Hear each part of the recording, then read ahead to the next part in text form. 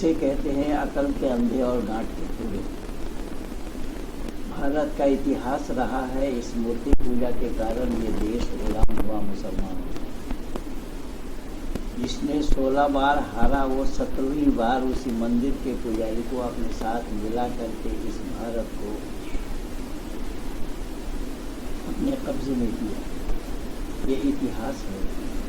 इसके बावजूद भी भारत के न मालूम यत्र तत्र कितने मंदिरों को तोड़ा गया। सोमनाथ मंदिर तोड़ा गया, काशी विश्वनाथ मंदिर तोड़ा गया, ये अयोध्या वाला राम मंदिर तोड़ा गया और योगेश्वर कृष्ण के जन्मस्थली के मंदिर को भी तोड़ा गया। कितना प्रमाण है, लेकिन अभी आंखों देखा हाल ये पाकिस्तान में हुआ। पाकिस्तान में एक मंदिर को तोड़ा गया, मूर्तियों को भी तोड़ दिया गया, मंदिरों में आग लगा दी गई और पाकिस्तान सरकार मुख दर्शक बन करके देख रही है।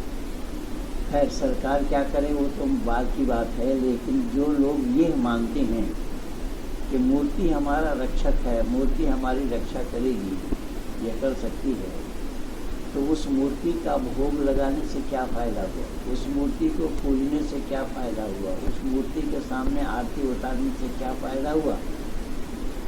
जो मूर्ति इन हिंदुओं की रक्षा नहीं कर पाई। अभी भारत में ही पिछले दिन उड़ीसा में एक मंदिर के आभूषण चोरी हो गई और मंदिर के पुजारियों ने सरकार से गुहार लगाई कि यहाँ पर हमें सुरक्षा गार्ड दी जाए। सुरक्षा गार्ड के द्वारा ही मंदिरों की मूर्ति की रक्षा, जैसे 20 दिन की मूर्ति है, इससे पहले भी यहाँ से बोलपुर शांति निकेतन से भी यही घटना हुई। तो मूर्ति की रक्षा के लिए पुलिस वाले ही तैनात करने पड़ते हैं।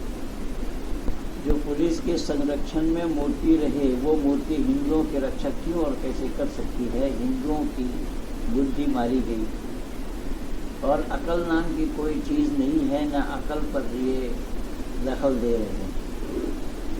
परमात्मा की असीम अनुकंपा है कि हम मानव समाज में आए हैं, मानव हमारा नाम पड़ा है। मत्वा कर्मणि सिद्धि जिसको कहा गया है, मानव वही है जो विचारशील है, विचारवान है, विचारपूर्वक काम करता है, उनको मानव कहा जाता है। लेकिन ये विचारशील कहाँ है? ये तो अकल के अंधे और गांठ के पूरे कहावत को चरितार्थ करने में लगे। अभी अभी आप लोग देख सकते हैं, यद्यपि पाकिस्तान में इससे पहले भी मंदिरों को तोड़ा गया और साथ ही साथ अभी 1-2 दिन के अंदर में ही पाकिस्तान में मंदिर को तोड़ा गया, मूर्तियों को तोड़ी गई और मंदिर में आग लगा दी गई। ये तो इस्लाम वालों का जन्म काल से अधिकार है। इस्लाम वाले इस काम को करते आए हैं। हज़रत इब्राहिम नाम की पैगंबर ने मूर्तियों को तोड़ा कुल्हाड़ी से और बड़े वाली मूर्ति के कंधे पे कुल्हाड़ी लटका दिया।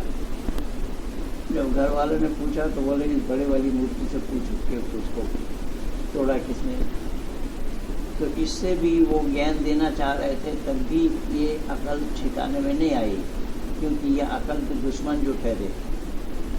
इस तरीके से इतिहास साक्षी है। हज़रत मोहम्मद साहब ने तो 360 मूर्तियों को हटा करके ही मस्जिद की ईजाद की और फिर ये कहते हैं कि मक्केश्वर है, वहाँ पर मक्केश्वर है, और इसीलिए हिंदुओं को जाने नहीं देते कि हिंदू वहाँ चले जाएंगे तो मक्केश्वर जीवित हो जाएंगे। ये जीवित हो जाएंगे या नहीं हो जाएंगे ये तो अलग सी बात है, लेकिन जो मूर्तियों की छक्का छुड़ाई जा रही है उससे मूर्ति कब चेतेगी, कब जागेंगे और ये हिंदुओं की अकल कब खुलेगी? इसलिए मैंने 2 टुक में ये जीते जागते आंखों देखा हाल आप लोगों को बताना उचित समझा कि ये लोग किस तरीके से अकल के अंदर और गांठ के पूरे हैं कि सच्चाई को मानना नहीं चाहते, सच्चाई के नज़दीक आना नहीं चाहते। और वेद में सर्वथा मूर्ति पूजा निषेध बताया गया है। वेद में न तस्य प्रतिमा अस्ति कहा गया है। अक्षुक्रम अकायम शब्द आया है वेद में कि वे परमात्मा की कोई प्रतिमा नहीं, कोई प्रतिच्छवि नहीं, कोई प्रतिमूर्ति नहीं है, वो परमात्मा एक है।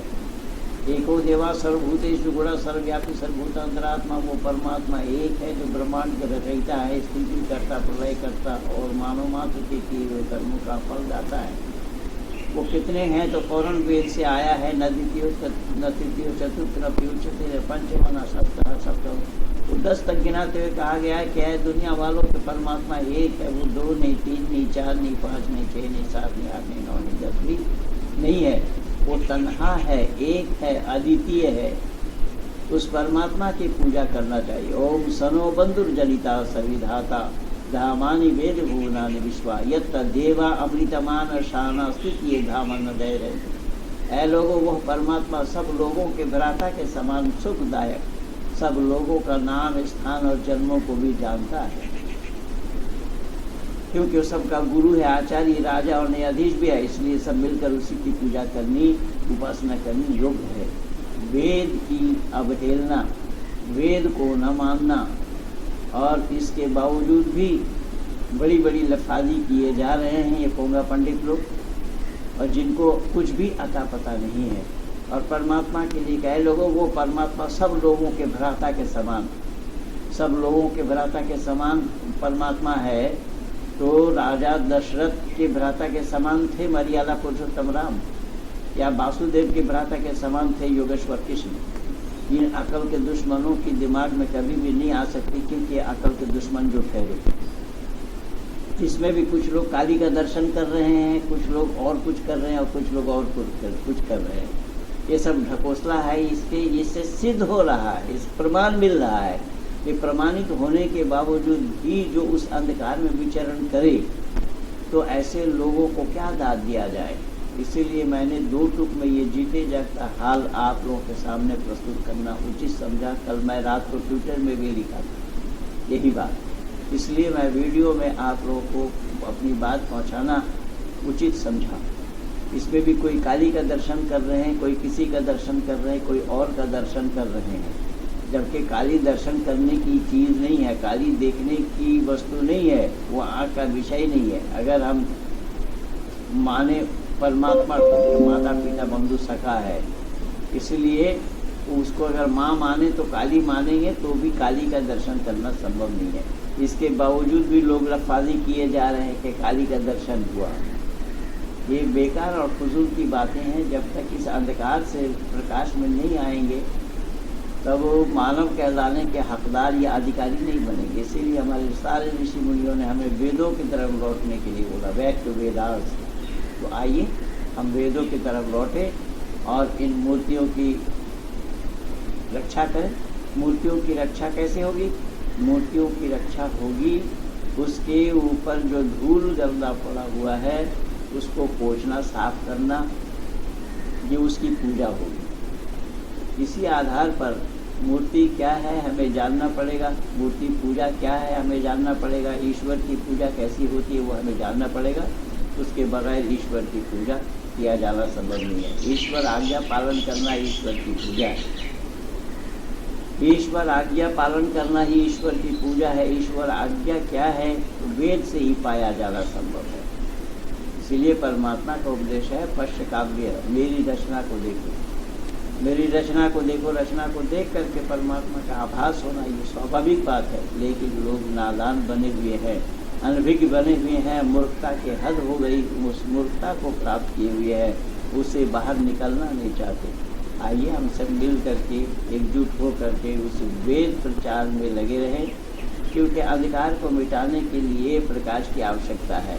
वेद रूपी प्रकाश को जब तक हम जन जन तक नहीं पहुंचाएंगे तब तक अंधकार का मिटाया जाना संभव नहीं होगा। इसीलिए ऋषि दयानंद की मान्यता है अविद्या का नाश और विद्या की वृद्धि करनी चाहिए। अविद्या को जब तक आप नहीं मिटाएंगे विद्या की वृद्धि नहीं हो पाएगी। इसी अविद्या रूपी विद्या को मिटाने के लिए, इसी अविद्या को मिटाने के लिए हमें विद्या की वृद्धि यानी विद्या के प्रचार प्रसार में हमें लगना पड़ेगा, या विद्या के प्रचार प्रसार में हमें जुटना पड़ेगा, तभी बात बनेगी।